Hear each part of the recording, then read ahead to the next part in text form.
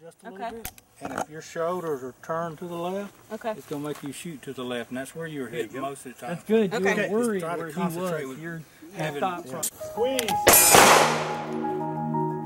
You can't just ban them all, and you can't just let them all free. So how do we get in the middle and say, like, it's actually okay to enjoy these. It's okay to go shoot skeet and like enjoy this, and it's okay to have a gun at your house to protect yourself, but how can we meet in the middle somewhere and find reasonable laws?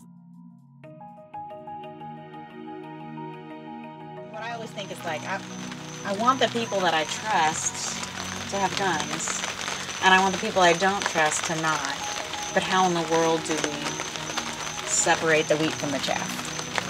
What I like to do is put it on my abdomen. It kind of gives me a center of balance.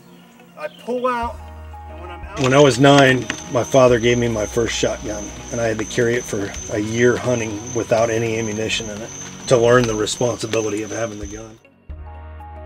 I've had horrible experiences with guns. My nephews and cousins were shot, broad daylight, strict case mistaken identity. And then I had my twin brother was shot with his hands in the air doing nothing by that 1%, that bad cop who had poor training, poor tactical training. Police dash cam and helicopter video in the shooting of 44-year-old Terrence Crutcher, who was unarmed and standing by his car with his hands up. According to the affidavit, investigators believe Officer Shelby acted unreasonably and became emotionally involved to the point that she overreacted. We've pushed God out so far from every aspect of our lives. And I think as you see the years going, the further we push him out of our business, the worse everything seems to get. I never started carrying a gun for personal protection really until I got married, and that was to protect my wife. I'm not a cowboy or anything like that, but it's to protect you. Todd talked about Walmart scenarios. There's a guy in there shooting, I'm not going to walk away. My dad started teaching us a little bit, and mostly like BB guns in the basement with a target set up. I had a great time. I was a great shot, definitely better than my brother. And most women are. But when I got back home to my mom's house and told her about it, she was very upset. She didn't want us to be around guns. I think in general she was uncomfortable with guns, and I didn't know for a long time what the story was. And it wasn't until I got older, you know, and come to find out that my dad had threatened my mom with a gun. And that was part of why they got divorced. Well, I can see pretty good reason why she'd be uncomfortable with me being around him and a gun. Do you believe that civilians should possess or own assault rifles? Somewhat like the guy who in Las Vegas. Let's define assault rifle. I knew that was going to come up. Where you can actually that's part of the problem, isn't it? Yeah, and that... big thing with the whole assault rifle is it's the made-up term for an AR-15. Right. They made ARs. They said it stands for assault rifle, which it never stood for assault rifle. It stands for Armalite rifle. Now, an automatic weapon, you have to have a Class 3 license to get, which is very difficult to get through the ATF. We just can't walk out of here right now and go to a gun store. Most gun stores don't even have a Class 3 license to sell it to you. You can still do a lot of damage with that semi-automatic spring. I mean, as fast as you can pull that trigger, it's going to shoot. And that's what they use in the school shootings? That's what they're all semi-automatic weapons. Yeah. 9/11 happened, what do? We secured the airport. Every airport's the most secure it's ever been now. The school shootings happen, and we're not doing anything. We keep doing the same thing over and over again. That's insanity. Guns are taking a lot of heat because of other emotional issues that there's a whole nother box of worms there we can open, you know, with what even gets in a person's mind to do another person harm. If you have mental issues, you shouldn't be able to go in my opinion, buy a gun.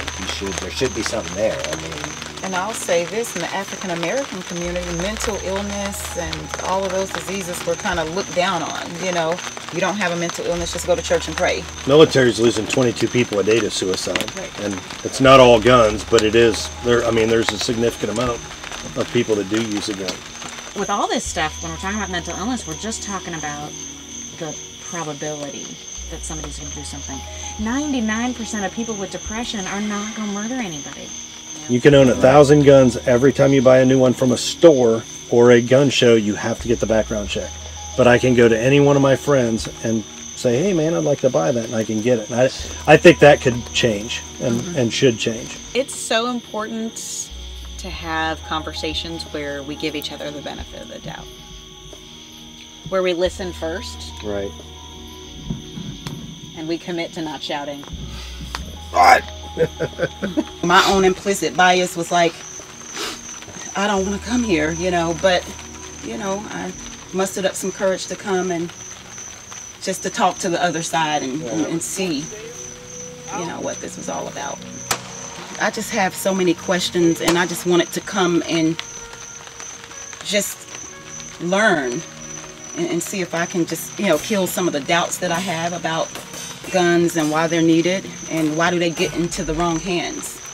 We can vote different, and that's A-okay, and we can... And still get along. Yeah, and we can actually like, one can like Bud Light and one can like IPAs. and one can go to church and one cannot, and it's still okay, but we need to talk about like what is okay for both to get there where we need to go. So that's basically, and that's why I'm here, just have that conversation with all of you, so thank you. Many people act like this isn't possible, that you couldn't get this group of people, this diversity of experiences together and have a conversation about gun policy in America.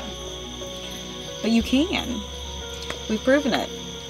And I just wish more and more of our policy conversations went like this, where people sat down and told their stories. There aren't easy answers to some policy issues, and guns is a great example. There's not a simple solution here. But getting together and spending time together and acknowledging that, I think will make it a whole lot easier, I hope, for all of us in the future to have these conversations with other people. I hope y'all feel like you can tell folks I met some Democrats. Out, squeeze the round.